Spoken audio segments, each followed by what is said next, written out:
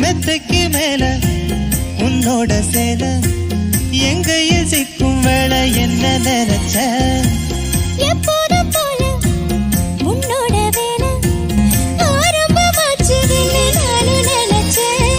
நீ உள்காயத்தை பாக்குறப்போ என்ன நினைச்ச நீ நகம் வெட்ட வேணும்னு சொல்ல நினைச்சேன்.